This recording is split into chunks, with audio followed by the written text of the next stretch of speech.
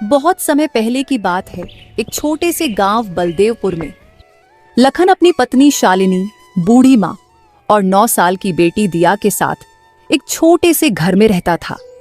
उसके पिता का बचपन में ही निधन हो गया था, जिससे परिवार की सारी जिम्मेदारी लखन के कंधों पर आ गई थी। उसके पास एक छोटा सा खेत था, जिसमें खेती करके वह अपने परिवार का मुश्किल से गुजारा चला रहा था।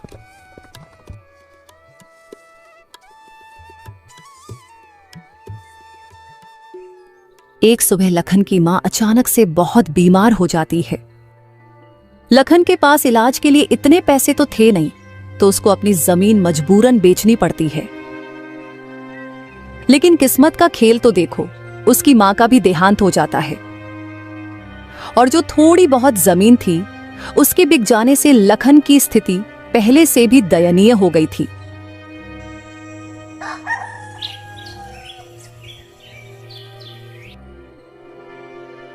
उनका जीवन बुरी तरह कठिनाइयों से भर जाता है, इसीलिए वे दोनों मेहनत मजदूरी करके किसी तरह अपना जीवन निर्वाह कर रहे थे। लखन जमींदार के खेतों में दिन भर मेहनत करता, वहीं शालिनी सेठ किरोड़ीमल के घर में साफ सफाई का काम करती थी। अजी, सर्दी बहुत नजदीक आ चुकी है और हमारे पास सर्दियों में ओढ़ने, पहनने और खाने के लिए कुछ भी नहीं है। हाँ भाग्यवान, तुम ठीक कहती हो, हमें कुछ करना होगा। आखिरकार सर्दियां आ चुकी थी। यूं तो हमेशा ठंडी के समय -1-2 डिग्री तापमान रहता था, लेकिन इस साल तापमान बहुत ही ज्यादा गिर गया था, जिससे ठंडी बहुत जोरों से अपना कहर ढा रही थी।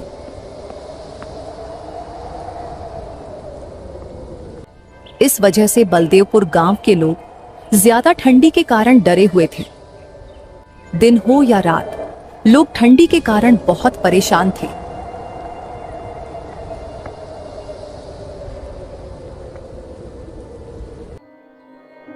हे भगवान, ये कैसी लीला है आपकी।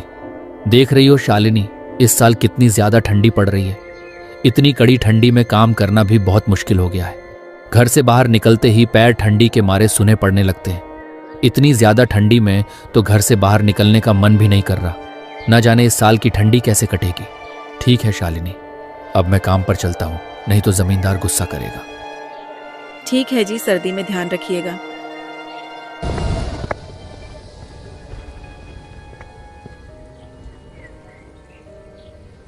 ठीक है बेटी, तेरे पापा भी काम पर चले गए हैं और अब मैं भी चलती हूँ। तुम अपना अच्छे से ध्यान रखना, बाहर मत निकलना, बहुत ठंड है और मैंने खाना बनाकर रख दिया है, तुम टाइम पर खा लेना। ठीक है मम्मी, मैं खा लूंगी, तुम टाइम पर घर आ जाना। इतना कहकर शालिनी वहां से काम के लिए निकल पड़ी। बाहर बहुत ज्यादा सर्दी थी।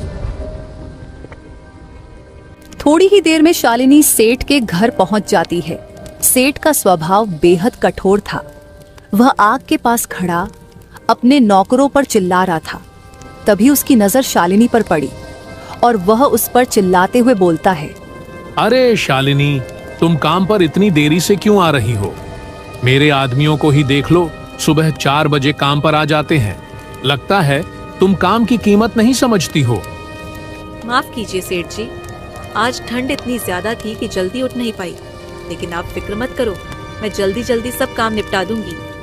अच्छा, बहाना बनाने तो तुम्हें बहुत आता है। जाओ, चुपचाप काम पर लग जाओ। अगर आज काम में कोई भी गड़बड़ी हुई तो मैं तुम्हारा हिसाब कर दूंगा। तुम्हारी जगह काम करने वाले बहुत बैठे हैं।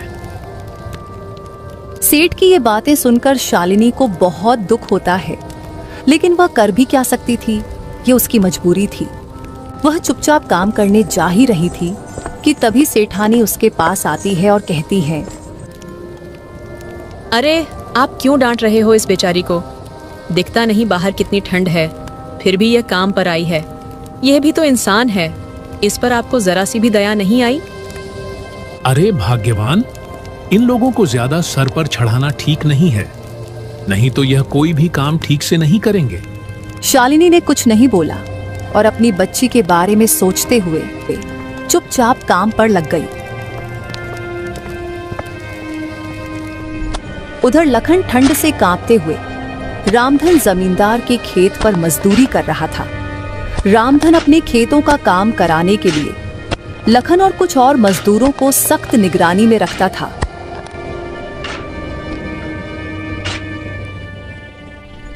अरे ओ लखन, काम ठीक से कर ले। ठंड के बहाने सुस्ताने की कोशिश मत कर। तुम लोग काम करते हो बाल भर और पैसे चाहिए थाल भर। अगर आज मेरा काम पूरा नहीं हुआ तो मैं तुम लोगों को 1 रुपया भी नहीं देने वाला।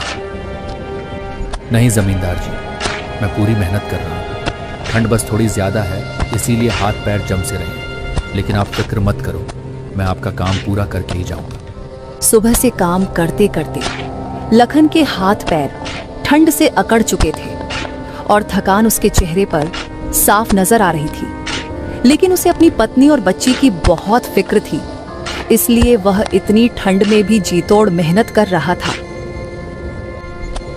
हे ऊपर वाले, ये कैसी परीक्षा ले रहे हैं? इतनी सर्दी में भी काम करना पड़ रहा है, और अगर मैंने काम छोड़ा तो जमींदार मुझे काम से निकाल देगा और घर कैसे चलेगा। शाम होने को थी। लखन ठंड में किसी तरह काम निपटाकर घर लौटने की सोच रहा था, लेकिन तभी रामधन ने उसे फिर से काम पे लगा दिया। ओए लखन सुन, आज ये काम पूरा करके ही जाना। अगर थोड़ा सा भी काम छूटा तो समझ तेरी नौकरी तो गई। जी जमींदार जी, जैसा आप कहे।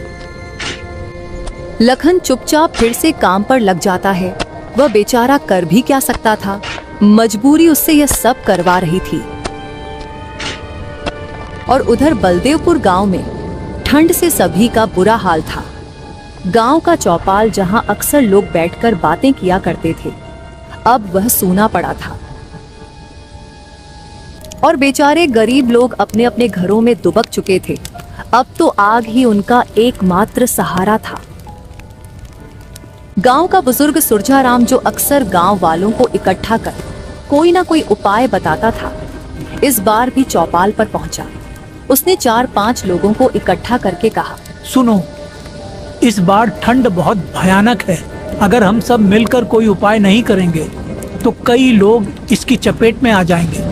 हमें जंगल से और लकड़ियां लानी होंगी और हर घर में अलाव जलाने की व्यवस्था करनी होगी।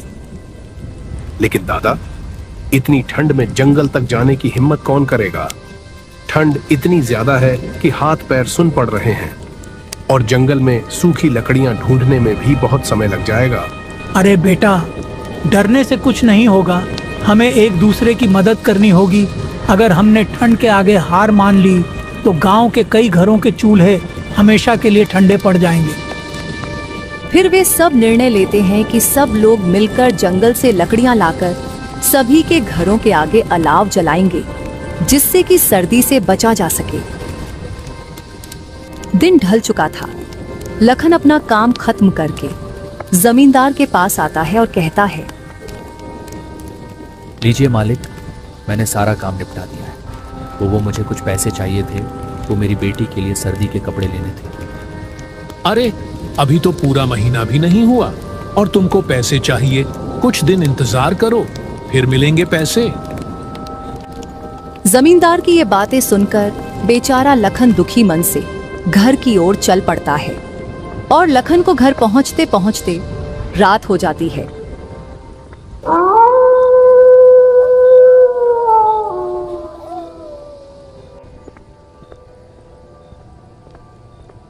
अजी, आ गए आप।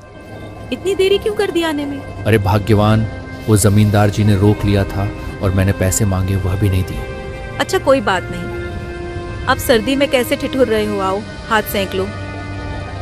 फिर शालिनी लखन को दिया की तबीयत के बारे में बताती है। लखन ने दिया के चेहरे की तरफ देखा तो उसका चेहरा सर्दी और खांसी से पूरा लाल हो गया है। इससे लखन चिंता में डूब गया। हे भगवान, ये सर्दी तो अब बर्दाश्त के बाहर हो गई है और आज घर में अलाव जलाने के लिए लकड़ियां भी नहीं है। जमींदार जी ने देर तक रोक लिया, इसलिए लकड़ियां लेकर आने का समय ही नहीं मिला। मैंने सोचा था कि आज सेठ जी से कुछ मदद मांग लूंगी, लेकिन वो तो आज मुझ पर ही गुस्सा करने लगे। उन्होंने मेरी हालत तक नहीं देखी। किरौड़ी मल और रामधन जैसे लोगों को हमारी तकलीफों से क्या मतलब? उनके घर तो हमेशा गर्म रहते हैं, हम गरीब लोग जैसे तैसे ठंड में भी अपना पेट पालने की कोशिश करते हैं, लेकिन यह लोग हमें इंसान तक नहीं समझते। शालिनी और लखन आपस में बतिया ही रहे थे कि तभी अचानक से दिया की तबीयत बहुत बिगड़ जाती है और उसका चेहरा पूरी तरह से लाल हो जाता है। हे भगवान, ये मेरी बेटी को अचानक से क्या हो गया? अजी देखो ना, दिया कैसे कर रही है। भाग्यवान, इसको बहुत तेज बुखार हो गया है। तुम बेटी का ख्याल रखना, मैं अभी वैद्य जी को लेकर आता हूँ। अजी मुझे बहुत डर लग रहा है, आप वैद्य जी को लेकर जल्दी आओ। उनके घर से थोड़ी लकड़ी भी ले आना। आधी रात का समय हो चुका था। बाहर सर्दी इतना कहर ढा रही थी कि पूछो ही मत। लखन बहुत डरा हुआ था और इस भयानक ठंडी रात में वह वैद्य जी को लेने निकल पड़ता है।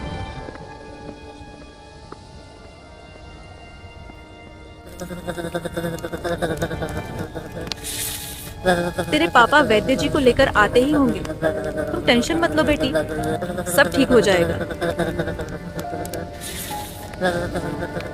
उधर लखन घर से थोड़ी ही दूर निकला ही था कि रास्ते में बहुत जोरों से बारिश शुरू हो जाती है।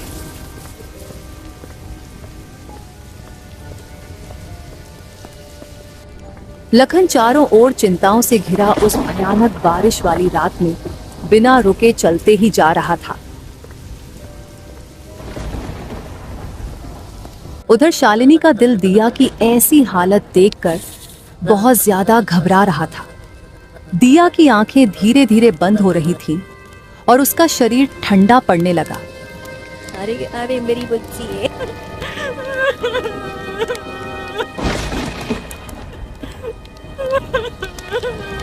जैसे तैसे लखन वैद्य जी के घर पर पहुंचता है, पर उनकी बदकिस्मती तो देखो, उस रात वैद्य जी अपने घर पर नहीं थे। उधर शालिनी इतनी जोर से चिल्लाती है कि उसकी चीख उस भयानक काली रात की बरसात को चीरती हुई सीधी लखन के कानों में पड़ती है। यह चीख इतनी दर्द भरी थी कि हर सुनने वाले की रूह कांप जाती। इसे सुनकर लखन बहुत घबरा जाता है और वह अपने घर की तरफ दौड़ता है।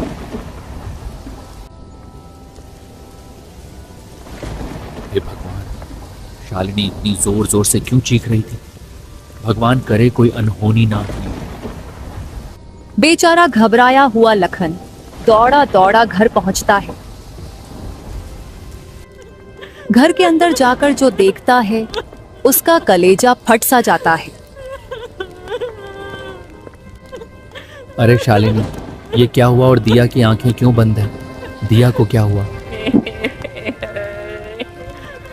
भगवान ने हमसे हमारी बच्ची छीन ली।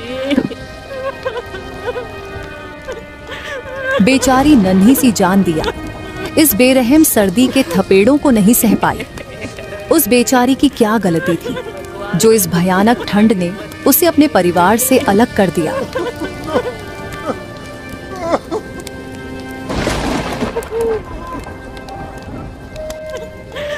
वे दोनों पति पत्नी उस बेरहम ठंड से हार चुके थे। उन दोनों की वो दर्द भरी चीख उस तेज बरसात को चीरती हुई पूरे बलदेवपुर गांव में गूंज रही थी।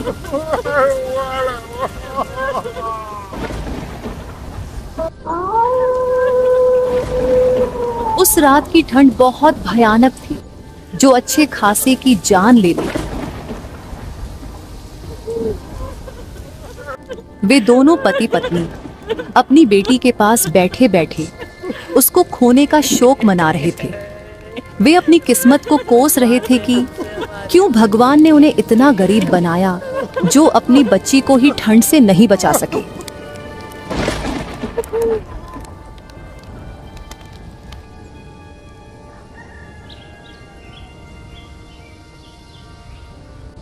अगली सुबह गांव वाले लखन के घर आते हैं। लखन और शालिनी को अपनी बेटी के साथ घर के अंदर एक दूसरे का हाथ पकड़े ठंड से जम चुके पाया। उनके चेहरों पर एक अजीब सी शांति थी, मानो उन्होंने अपने बेटी के पास पहुंचकर सुकून पा लिया हो। बलदेवपुर गांव के लिए यह एक और त्रासदी थी। ठंड ने एक और परिवार को खत्म कर दिया।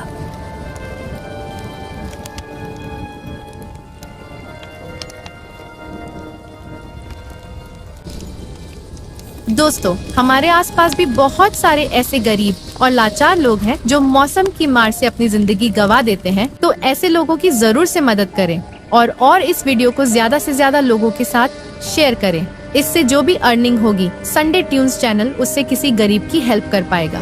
धन्यवाद।